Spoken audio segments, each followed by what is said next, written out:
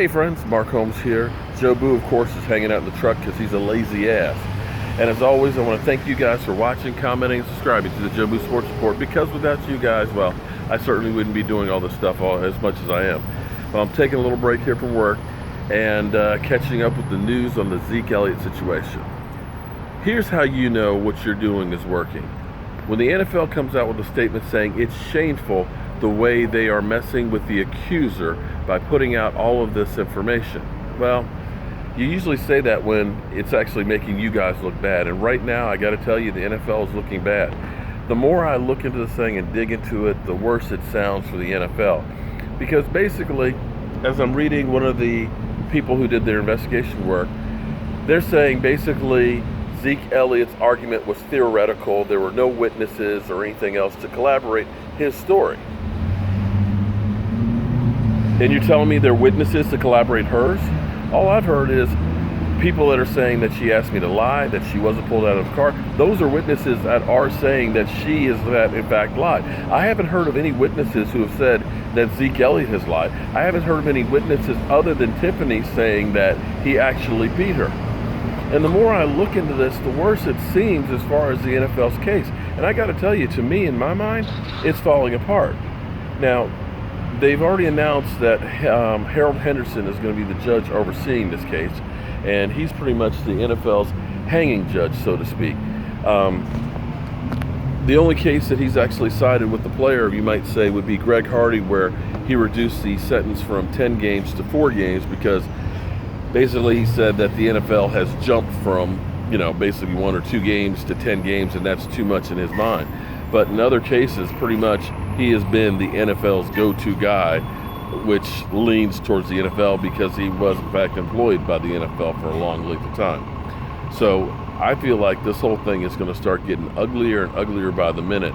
And the more stuff that keeps coming out, from now hearing that Tiffany was trying to blackmail him with sex tapes, when you start hearing these text messages about how she's going to ruin him, that you're a black man, I'm a white woman, nobody's going to believe you, to basically harassing him 50 plus calls after 2 o'clock in the morning. I'm trying to understand what it is that the NFL has seen that makes them believe her when you have all this negative stuff that you're hearing about her. Okay, we know that Zeke pulled down a woman's top. Okay, we know Zeke likes going to a club, but there's, to me, in my mind, a lot of questions.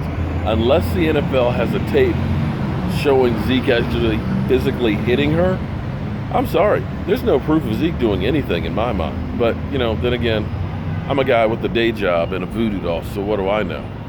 But we'll keep seeing what happens with this, and when I get home, I'm definitely going to go through and do a video in more detail about a lot of my thoughts and questions, because Zeke Elliott is used to going against 300-pound plus people. If Zeke Elliott was hitting her, why are these bruises so small? And I'm sitting here looking at the one on her neck. It looks more like a hickey to me, because it's a little round thing like that. If he hit her, what did he hit her with? His finger? What, did he poke her in the neck?